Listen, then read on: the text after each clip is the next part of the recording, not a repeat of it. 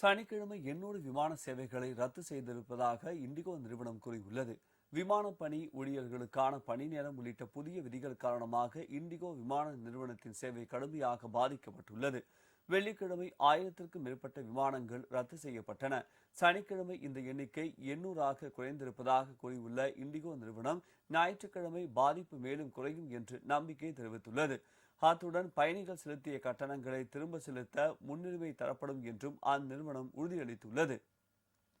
சென்னை விமான நிலையத்தில் சனிக்கிழமை 96 இண்டிகோ விமான சேவைகள் ரத்தானது. உள்நாட்டு விமான கட்டணத்திற்கு அதிகபட்சம் 18,000 ரூபாய் வரை உச்சவரம்பு நிர்ணயித்து மத்திய அரசு அறிவிப்பு வெளியிட்டுள்ளது. இண்டிகோ விமான சேவையில் ஏற்பட்ட பாதிப்பு நீடிப்பதால் விமான சேவைகள் ரத்தாகி நாடு முழுவதும் ஆயிரக்கணக்கான பயணிகள் பாதிப்புக்கு ஆளாகி இருக்கின்றனர்.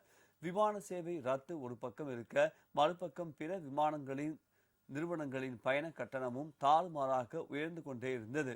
இந்நிலையில் உள்நாட்டு விமான போக்குவரத்து கட்டண உச்சவரம்பை நிர்ணயித்து மத்திய விமான போக்குவரத்து அமைச்சகம் ஒரு புதிய அறிவிப்பை வெளியிட்டுள்ளது.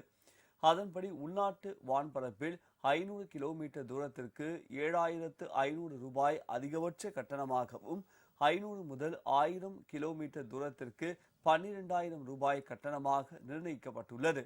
1000 முதல் 1,500 கிலோமீட்டர் தூரத்திற்கு 15,000 ரூபாயும், 1,500 கிலோமீட்டருக்கும் அதிகமான தொலைவிற்கு 18,000 ரூபாயும் கட்டணமாக மத்திய அரசு நிர்ணயித்துள்ளது.